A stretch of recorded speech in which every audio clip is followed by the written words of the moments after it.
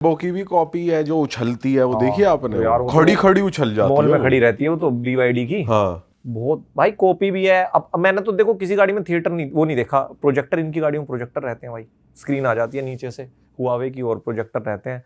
और 50-50 लाख में ऐसी SUV थी जो मैंने हुआवे की उस वीडियो में दिखाई है। मैं सोचा यार ये तो करोड़ों की होगी, तो मैंने पूछा ये कितने की है, तो इंडिया की सबसे 50 लाख की गाड़ी थी वो।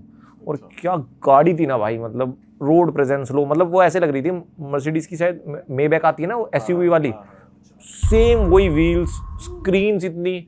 इनका क्या हुआ ना भाई, इन्होंने 20-25 साल बहुत गर्दन नीचे करके काम किया है OEMs पे, मतलब दूसरों के लिए स्क्रीन्स बनाई, नहीं बनाई। तो आज जब ये अपनी मैन्युफैक्चरिंग में आए हैं ना, तो इनको बहुत एक्सपीरियंस है। तो इनकी स्क्रीन्स, इनकी जो फिट एंड फिनिश है, वो पहले दिन से ऐसा लगता है कि यार ये कैसे बना पा रहे हैं। बना तो यही रहे थे 20 साल से, और कौन बना रहा था। तो इसलिए इनका मैन्युफैक्चरिंग में तो हाथ बड़ा भारी है। अच्छा भाई, आपने ऑफ कैमरा एक बात कही थी कि भाई जापान तो रोल्स रॉयस है और चाइना वॉनबी रोल्स रॉयस है। तो जब हमने चाइना की इतनी अच्छाई सुन ली और फिर भी ये सुन रहे कि ये वॉनबी रोल्स रॉयस है, तो फिर जापान कैसा लगा आपको? जापान के बारे में थोड़ी बताओ भाई। मैंने देखो ऑफ कैमरा ही आपसे एक बात कही थी कि क्लास जो होती है ना, वो खरीदी नहीं जाती। वो क्लास बंदे में या तो होती है या बाय द टाइम उसके अंदर डेवलप होती है। अब ये इतना पेस से डेवलप किए हैं कि सोच के देखो, 2008 में इनकी इकोनॉमी शायद हमारे बराबर थी आज जो हमारी अब है। 15 साल में ये कर गए। तो आप किसी को एकदम 10 करोड़ दे दो तो ऐसा नहीं हो 10 करोड़ वाला बंदा हो जाएगा, उसके अंदर छपरी गर्दी वाली रहेगी वो। तो जापान में आप जब जाते हो ना, तो उनका हर टेक आप ये देखते हो कि इनकी लाइफ में इनबिल्ट है, ये इसको यूज करते हैं। मतलब कि कैफेज इसलिए रोबोटिक है क्योंकि बंदे कम है ना। तो जितना भी आप वहाँ टेक देखते हो, टॉयलेट्स वगैरह देखते हो, वो उनको यूज करते हैं। चाइना में आप जैसे देखते हो कि यार मॉल इतना बड़ा है, बिल्डिंग इतने बड़े झरने बनाए हैं, फिर बंदा जाता है उसमें हाथ धो दे रहा है मैच नहीं कर रही ना चीज।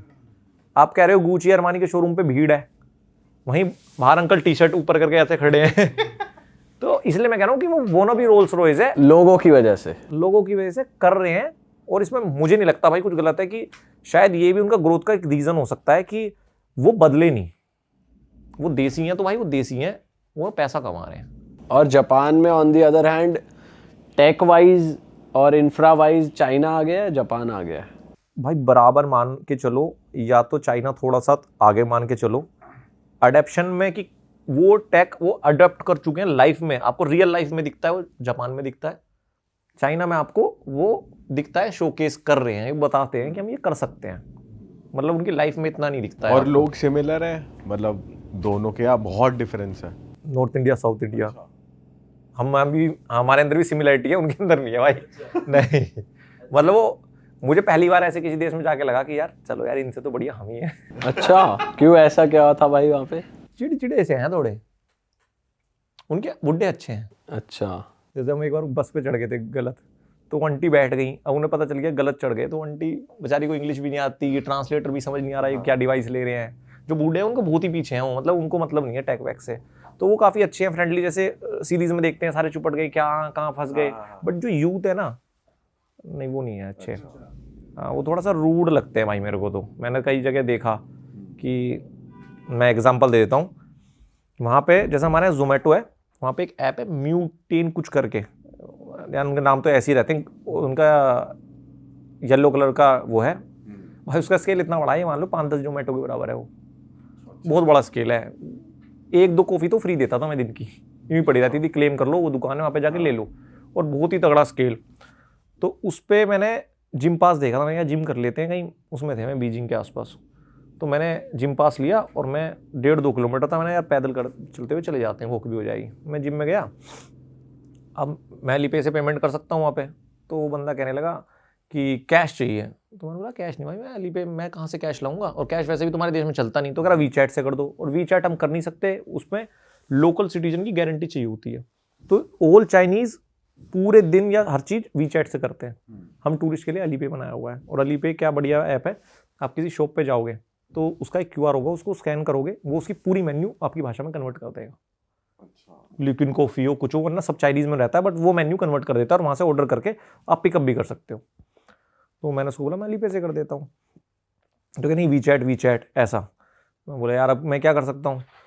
तो उसने बोला ये पास तो नहीं काम करेगा, आपका पास अवेल तभी हो सकता है जब आपके पास वीचैट होगा। मैं ठीक है यार, अब 2 किलोमीटर आए, क्या करें, मैं चल दिया। फिर मैंने वहाँ देखा बोर्ड लगा हुआ था, और ये बात भी एक बंदा आया था अंदर से, उसने ये बात कही, वो अलीपे से लेने वाला था मेरा, पता नहीं क्या बात हुई उनकी, उसने मना कर दिया। अब फिर मैंने बोर्ड पे देखा, उसमें घंटे के हिसाब से टाइम लिखा हुआ था कि 1 घंटे का इतना, 2 घंटे का इतना। तो मैंने बोला यार ठीक है, मैं ये कर लेता हूँ, मुझे पास अवेल नहीं करना म्यूटेन वाला, मैं अब फ्रंट पे कर देता हूँ अली पे से। तो उसने कहा हाँ ठीक है ये कर दो। तो मैं उसको बस पेमेंट करने वाला था, फिर वो बंदा अंदर से भाग के आया और उसने उसको कुछ बोला। फिर उसने मुझे मना कर दिया कि नहीं आप वीचैट से ही करो, क्योंकि उसको पता था कि मेरे वीचैट नहीं है। अब शायद इंटेंशनली उसने मुझे जिम में एक्सेस नहीं दिया, क्या था वो मुझे नहीं पता, बट वहाँ के थोड़े से यूथ तो ये यार तो गलत बात है इनकी। थोड़ी अजीब लगा, वो वही चीज़ लगी थी बस, और तो। और आप बता रहे थे कॉमन वॉशरूम भी है, होते हैं वहाँ पे, जहाँ पे लोग आपस में वैसे नहाते हैं, सब दिख रहा होता वो है। जापान में होते हैं अच्छा, वो जापान का है। ऑनसेन, जिसमें नंगे नहाते हैं। क्या हुआ था वहाँ पे एक्सपीरियंस आपका? जापान के ऑनसेन का, जापान में मैं था उसमें, एक फूजी, माउंट फूजी के आसपास एक गांव है, एक तो मेन वाला है, एक दूसरा है थोड़ा दूर है, वहाँ पर था मैं। तो भाई जब मुझे नहीं नहीं नहीं ऐसी नहीं, ये माउंट फूजी के आसपास नहीं, ये टोक्यो की बात है। टोक्यो में मैं एक हॉस्टल में रुका हुआ था। तो जब मैं पहली बारी भाई हॉस्टल में चेक इन किया, पहले तो हम सुबह फंस गए लव होटल में। वो क्या होता है भाई? अब हमें नहीं पता था भाई ये होता क्या सिस्टम है। वहाँ एक तो सबसे गलत बात है, 3 बजे चेक इन होता है भाई दिन में। मेरी फ्लाइट 2-2:30 बजे आई थी सुबह, मेट्रो चलती है सुबह 5 बजे। तो पहले तो हमने 3 घंटे वेट किया कि मेट्रो चलेगी भाई तब जाएंगे। 8-10 हज़ार ऊबर दिखा रही है, क्यों खर्च करना है, हम तो भाई ट्रैवलर हैं, जितना पैसा बचेगा बचाएंगे। हम पहुँचे मेट्रो लेके हॉस्टल में, 7 बजे हम पहुँच गए थे। अब भाई और 12 घंटे का लेओवर था मेरा वियतनाम में, तो मेरे को तकरीबन 24 घंटे से भी ज़्यादा हो चुके थे चले हुए, और मैं पूरा ऐसा नींद में था कि अब तो बस पैसे ले लो मैं सोऊंगा। मैं हॉस्टल में पहुंचा, उसने बोला भाई 3 बजे चेक इन है तुम्हारा। मैंने यार 3 बजे तो नहीं रुका जाएगा, 7 बज रहे मैं तो बेहोश हो जाऊंगा, और फिर पूरा दिन खराब है, 3 बजे सोऊंगा तो उठूंगा कैसे। मैंने बोला एक काम कर, मैं तुझको पैसे देता हूँ और तू मेरा रूम दे दे। कहता नहीं, भाई मना ही कर दिया, और मुझे लग रहा मैं इसको समझा नहीं पा रहा हूँ।